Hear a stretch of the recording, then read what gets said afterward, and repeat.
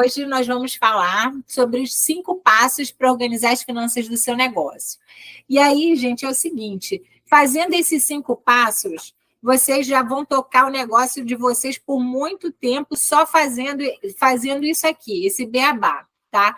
Então, que é o que eu sempre, eu até comecei falando dos meus clientes. Então, o que acontece? No início, parece coisa demais, porque é, de fato, muita novidade junta, então assusta um pouco, só que o que acontece é que depois é mais do mesmo sempre. Então, a gente tem essa fase inicial de adaptar com as planilhas e tudo, e aí depois fica muito fácil, porque não tem novidade, tá?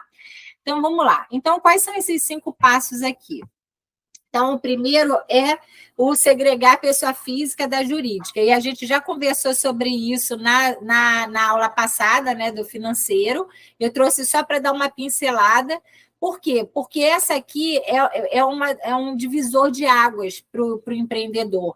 Né? Conseguir cortar esse cordão umbilical, conseguir aceitar que a empresa, né, a pessoa jurídica é diferente, tem uma outra personalidade, né, uma outra personalidade jurídica e tem outras necessidades, acaba que a gente, às vezes, tem dificuldade no início. Mas também, quando vira essa chave... uma pergunta? Pode fazer, por favor. No caso, assim, eu que estou nesse começo, né, que eu te expliquei, eu não tenho uma verba da pessoa jurídica, estou usando da pessoa física, uso e ignoro isso para começar do zero, assim, tipo, isso... Tudo bem, isso, tá?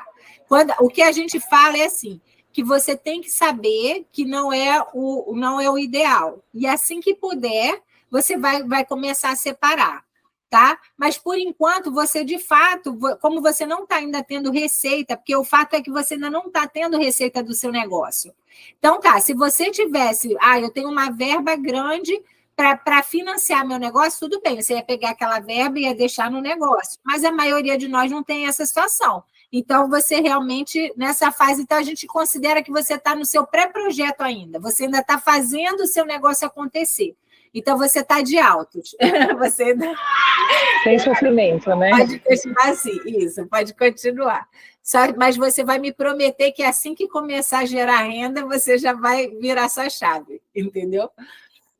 Ok, então vamos lá. Então, o próximo é planejamento financeiro. Então, depois que eu entendo que eu tenho essa separação, né? Então, que eu separo o meu dinheiro ali do que é, né? Todo o dinheiro, todas as entradas e registros são separadas, aí eu começo a fazer um planejamento financeiro que, de fato, espelha a minha realidade. Enquanto eu não faço essa separação, fica muito difícil a gente analisar o planejamento financeiro, porque ele fica poluído com dados da pessoa física, né? Então, até a saída que eu faço com meus clientes a gente pega tudo que a pessoa está tirando de dinheiro para a pessoa física, a gente coloca só numa linhazinha de Prolabore. Mas, ainda assim, contamina a informação, por quê? Porque a pessoa acaba drenando o capital de giro da empresa. Então, a empresa fica sem fôlego para tomar qualquer atitude que fazia com que ela pudesse alavancar, por exemplo, não sobra dinheiro para fazer uma propaganda, não sobra dinheiro para fazer investimento, para fazer uma contratação. Então, esse tipo de situação ela vai minando realmente a empresa. Depois disso, a gente vai para o terceiro passo, que é o controle financeiro. Então, depois que eu fiz o meu planejamento financeiro, que eu idealizei como vai ser a minha gestão daquele ano todo, ou, por exemplo, a gente agora, vamos dizer, a pessoa não fez nenhum planejamento financeiro, mas já quer começar. Pode começar agora? Pode, não tem problema nenhum. Faz o planejamento de julho até dezembro. Tá? E aí, depois que a pessoa faz esse planejamento, de julho até dezembro, por exemplo, aí a próxima etapa é ela começar a fazer os controles financeiros para começar a ver se aquilo que ela previu lá no planejamento está de fato acontecendo. E aí, nessas primeiras vezes, é comum a gente voltar no planejamento financeiro e fazer alguns ajustes, porque começam a acontecer alguns gastos que a gente não tinha previsto, porque a gente ainda não tinha essa bagagem. Então, o planejamento financeiro... obrigada pelo coraçãozinho. Então, o planejamento financeiro, ele não é estático, pelo contrário, a gente vai sempre mexendo nele, sempre que a gente vê que ele não está espelhando a nossa realidade, a gente vai ali e mexe nele. E isso vai fazer com que a gente vá ganhando mais autonomia e mais segurança no nosso negócio. Ok. E aí, o quarto passo, então, é o fluxo de caixa. Aí, o fluxo de caixa já é aquela parte ali do dia a dia que eu estou gerindo a parte do contas a receber, meu contas a pagar, estou fazendo a minha conciliação bancária. Então, ele é uma continuação. Tudo aqui é uma continuação. A gente separa didaticamente, mas na prática as coisas meio que vão se misturando, né? Porque eu parto de um planejamento, esses mesmos dados que eu planejei, agora eu começo a executar. E depois disso, eu também começo a acompanhar ele no dia a dia no fluxo de caixa. E aí, depois, por último, a gente fala da parte da estratégia financeira. Então, a parte da estratégia financeira é aquela hora que a gente pensa, a gente pensa fora da caixa. Né? Então, a gente começa a projetar o que a gente quer para o nosso negócio dali a 3 anos, 5 anos. Então, se a gente se a gente não para fazer essa reflexão, a gente acaba, o nosso negócio vai ficando na mesmice, fica muito difícil da gente sair da nossa rotina para pensar de forma estratégica. Mas se a gente não faz isso, a gente acaba fazendo mais do mesmo. A gente não tem o tempo nem o fôlego para pensar em estratégias de parceria ou estratégias de crescimento ou para ver novos nichos. Então, eu brinco com meus clientes que a gente tem que ter 3 chapéus, né? A gente tem que ter o chapéu do estratégico, a gente tem que ter o do tático e a gente tem que ter o do operacional. Então, a gente tem que conseguir, de fato, separar um tempo no nosso dia, no nosso mês ali, para separar e pensar. Por exemplo, no estratégico, a hora que eu vou sentar no estratégico, eu só pensar naquilo ali, eu não vou pensar em operação. Eu tenho que pensar grande, eu não posso pensar, por exemplo, na dificuldade que eu vou ter na operação para implantar aquilo, senão eu acabo eu fico com aquele pensamento de escassez, acabo tolhindo as ideias que eu poderia ter. Ok. Então, agora vamos detalhar um pouquinho mais. Então, eu trouxe a mesma figura que a gente usou da pessoa física e jurídica, porque agora a gente vai fazer uma disrupção nela. Então, o primeiro passo, então, que é segregar a pessoa física da pessoa jurídica. E aí, a gente já falou bastante dele, então, na aula passada, e eu trouxe só alguns principais aqui. Então, quando eu não faço essa segregação, por exemplo, da minha parte de pessoal, por exemplo, eu tenho a sensação que eu trabalho de graça. Porque se eu só vou lá no caixa da empresa para pagar as contas da casa, as contas das crianças, da escola e tudo mais, e eu não tenho, de fato, aquele dinheiro, eu não tiro ele, porque eu fico ocupada e não tiro ele para viajar, para fazer nada para mim, fazer um agradinho para mim, eu tiro só para as obrigações, eu acabo tendo a sensação que eu trabalho e não recebo dinheiro nenhum. Então, isso é muito nocivo para a pessoa física também, né? Que ela não está se realizando no negócio dela. Outra coisa, e aí, por isso, então, a pessoa se sente desvalorizada e projetos pessoais vão ficando paralisados, então, porque a gente sempre vai achando que, não, eu vou tirar só isso aqui porque é obrigação, isso aqui é necessário, mas a gente não vai se dando o direito de fazer até pequenos programas, pequenas coisas, porque a gente fica com essa crise, né, de identidade. E aí, da parte do negócio em si, também, quais são os problemas? Então, por outro lado, a parte do negócio, ele fica com a performance que não é muito clara, porque se toda vez eu estou tirando o dinheiro que teoricamente sobraria como lucro, eu vou tirando ele, de repente eu vou tirando a parte de capital de giro, vou ter que financiar ou antecipar recebimentos, por exemplo. Então, de repente, eu começo a ter um cenário no meu negócio que parece que o negócio não está andando bem, mas, na verdade, não é isso. A verdade é que eu estou drenando todo o oxigênio do meu negócio para pagar minhas contas pessoais. Então, o negócio acaba sofrendo. Então, a dificuldade de fazer projeções, óbvio, se o dinheiro nunca está sobrando ali, eu não consigo fazer nem projeções, nem novos investimentos, eu não consigo traçar nenhuma estratégia de crescimento, de expansão, ou até de melhoria mesmo dos serviços, né, da minha produção. E aí entra a parte também da falta de capital de giro. Então, vira essa a gente não sabe o que é causa e o que é efeito, né? Vai virando essa bagunça para o nosso negócio. E aí acaba, ou seja, a gente não dá o tempo que o nosso negócio precisa, o tempo de vida que ele precisa para amadurecer e, de fato, começar a me dar me pagar melhor, vamos dizer assim. E aí isso vai fazendo com que eu acabe matando o meu negócio antes mesmo dele começar a florescer. né? Então, é por isso que a gente vê, e assim, isso é muito crítico, lógico, no pequeno empreendedor, porque normalmente a gente começa o empreendimento sem ter muito capital, e aí é por isso que o índice dos negócios fecharem é tão grande. Né? Então, muitas vezes, a pessoa tinha muito cliente, ela atendia muita gente, mas fecha.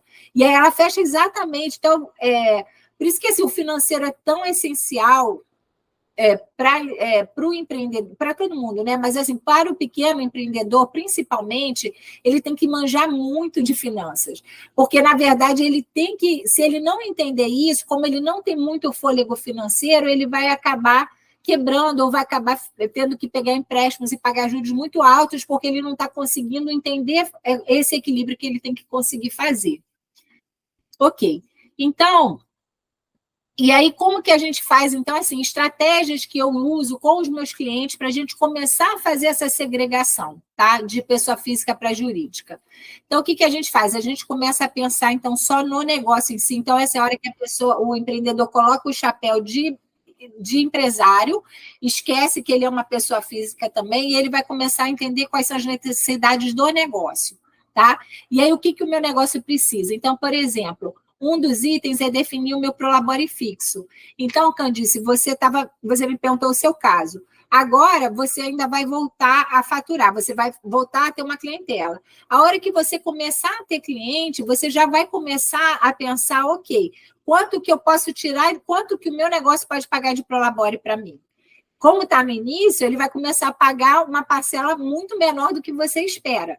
Né? Então, você já começa, mas só que você já vai começar certo. Esse que é o legal, porque você já vai ter toda essa consciência. Então, você já vai começar a olhar dali quanto que você pode ir tirando do seu negócio, né? E você vai começar a fazer essa dobradinha.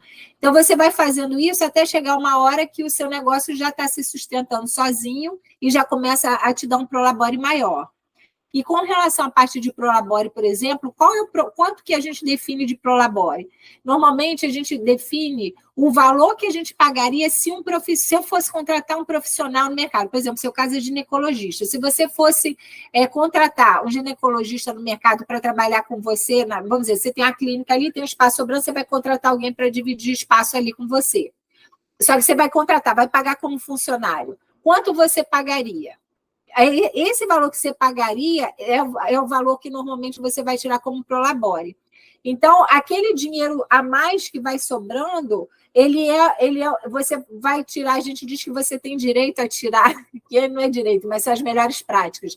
Seria você deixar para tirar só no final do ano, porque aí você vai tirar como sócio.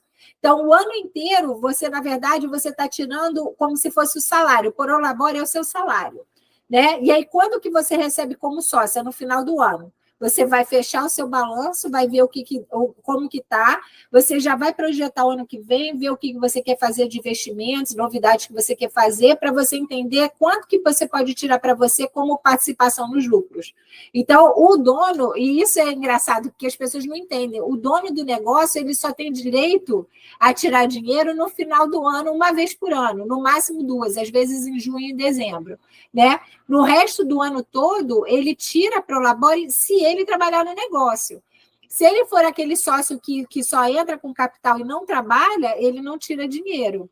E aí é difícil das pessoas entenderem isso, porque acha que é dona, né? E aí acha que então tem direito a tirar todo mês, mesmo não trabalhando, por exemplo. Ok. Outra coisa que a gente fala é, esse é um caso, eu botei aqui, os casos que eu coloquei aqui são aqueles que eu mais vejo nos meus clientes. Então, por exemplo, eu tenho o cartão de crédito da empresa, o cartão de crédito da empresa tem mais crédito do que eu tenho na pessoa física. Então, eu acabo comprando um monte de coisa da pessoa física naquele cartão da empresa. E aí as coisas vão ficando todas emboladas. Porque aí depois, como a empresa é minha mesmo, então eu pago com o dinheiro da empresa e não pago. Porque assim, se eu ainda comprasse, não é o ideal, mas ainda assim, se eu comprasse com o cartão da empresa, mas depois, na hora de tirar o meu prolabore e abatesse, ok, é como se eu estivesse fazendo um adiantamento para um funcionário. Ainda daria certo, vamos dizer, né? Financeiramente ia dar certo para a empresa. Mas o que acontece é que as pessoas acabam usando o cartão da empresa e não repõem esse dinheiro, ou não abatem do seu prolabore. Então, uma das coisas que a gente fala, então, assim, dos primeiros passos para começar a fazer essa segregação é parar de usar o cartão da empresa. Ah, eu não tenho cartão. Ok, então não tem cartão na pessoa física. Então, você vai providenciar o seu cartão na pessoa física para já começar a fazer esse desmame. Outro ponto também, conta corrente. Tem pessoas que não têm a conta corrente separada também, né? Usa da empresa. Então, a mesma coisa. E hoje em dia a gente tem esses tipo, Nubank, esses bancos que nem cobram tarifa. Então, é muito fácil você ir lá, abrir uma conta online e já começar a ter a sua conta de pessoa física. Então, é outra forma da gente fazer esse desmame rápido, é já ter essa conta separada da pessoa física e jurídica. Aí, mesma coisa a parte de compras. Ah, por exemplo, às vezes a pessoa vai fazer compras e aproveita que já faz a compra pessoal.